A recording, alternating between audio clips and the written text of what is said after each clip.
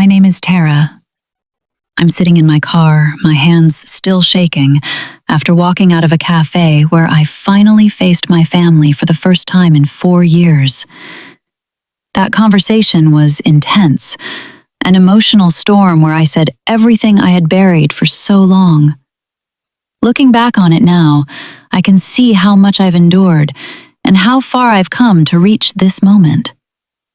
A few weeks earlier, I got an email from my mother. The subject line read, "We need to talk," and it immediately made my stomach drop. I let it sit unopened in my inbox for 2 days before I could bring myself to read it. When I finally did, it wasn't just a message, it was a request for help. My older brother, Ryan, had fallen apart. He'd cheated on his wife, she left him, and he'd lost his high-powered job as a stockbroker. My father had recently undergone a heart procedure, and my mother claimed she was overwhelmed. They wanted me to come back and fix everything. Reading that brought back memories I had spent years trying to suppress. It all went back to when I was with my late husband, Jake. We lived in a modest apartment in a quiet neighborhood. Jake was a police officer, always risking his life for others, while I worked as a nurse, trying to grow my career and pay off student debt. We were expecting our first child, and we couldn't have been happier. We'd painted a spare room soft yellow, dreaming of it becoming our baby's nursery. Jake had spent hours putting together a second-hand crib. He'd smile, rub my belly, and say, "This baby is going to have the best mom." Then one night, everything changed. It was cold and raining. Jake left for work, kissing me and our unborn baby goodbye. I didn't know it would be the last time I'd ever see him. Around 10 p.m., my phone rang. It was Captain Thompson from his precinct. His tone was heavy as he told me Jake had been in an accident, hit by a drunk driver while responding to a call. I rushed to the hospital in a panic. When I got there, they led me into a small room to identify his body. Seeing him lying there, motionless and pale, shattered me. I touched his hand. It was cold. I wanted to hold him, to apologize for every small argument we'd ever had, but no words came out. Then suddenly, a sharp pain tore through my abdomen. I was going into labor, 6 weeks early. The grief had triggered it. I was rushed to the delivery unit. In between contractions, I called my parents. My mother finally answered. I was crying as I said, "Mom, Jake is gone. He's dead. And I'm in labor. I need you." There was silence for a moment. Then I heard airport announcements in the background. "Honey, we're at the airport with Ryan," she said. "He just got a big promotion, and we're leaving for a business trip to the Maldives. We've planned this for months. We can't cancel." I couldn't believe what I was hearing. In the worst moment of my life, they chose a vacation over me. I didn't argue. I didn't beg. I just went quiet. A kind nurse named Linda noticed I was struggling. She stayed by my side, holding my hand as I gave birth to my son, Ethan, completely alone. Ethan was born premature and had to spend 11 days in the NICU. During that time, my parents were enjoying their trip. They never called. The only thing I received was a text from my mother. "Hope you're okay. The Maldives are beautiful."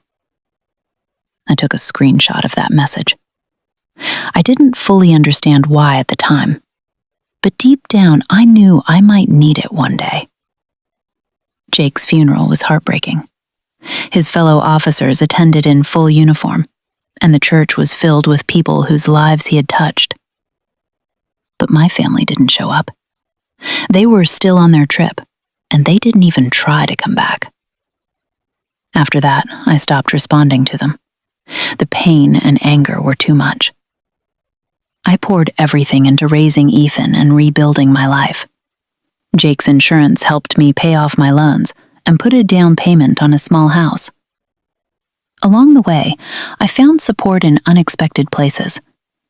My elderly neighbor, Mrs. Johnson, became like a mother to me. She brought over baked goods and helped watch Ethan. Captain Thompson checked in regularly and grew close to us, like family. I also began therapy with Dr. Miller, who helped me understand something important: that I had been forced into a caretaker role my entire life.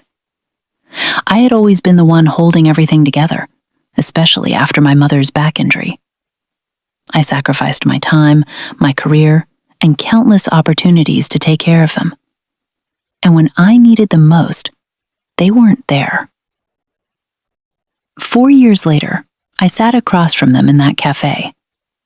My mother looked polished, wearing expensive clothes and jewelry.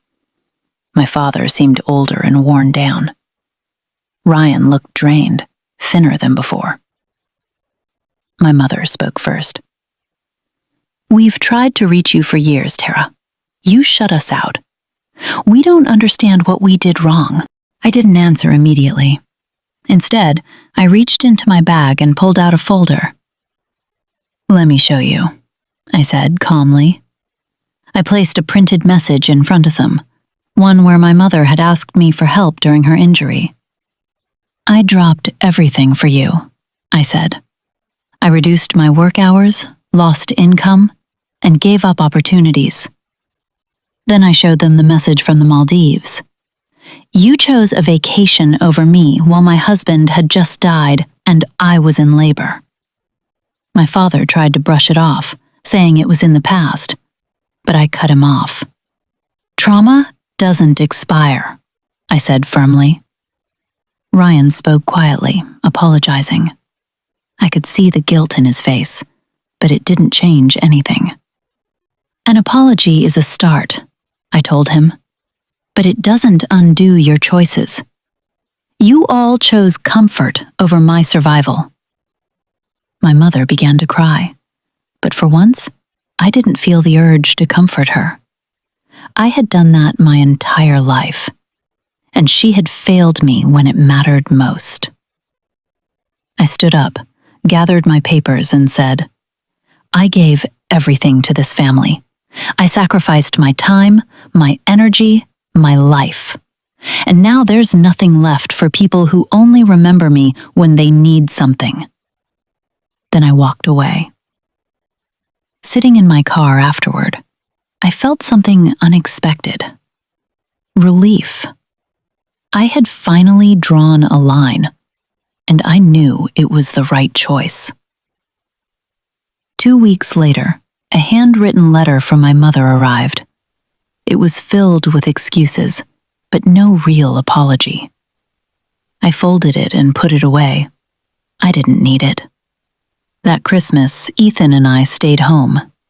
Mrs. Johnson brought over a turkey. Captain Thompson gave Ethan a toy police car. Linda came with a cake. We laughed, shared stories about Jake, and created new memories. At one point, Ethan asked, "Mommy, why don't we see Grandma and Grandpa?" I knelt down and said, "Some people are family because of blood. Others are family because they choose to be. The people here tonight, they're our family." He thought for a moment, then smiled. "I like our family." I hugged him tightly. Me too. I used to believe love meant sacrificing everything for family. But now I understand. Real love goes both ways. It means showing up, being present, and standing by each other when it matters most. I've built a new kind of family, one rooted in love, support, and choice. And now, I finally know what family truly means.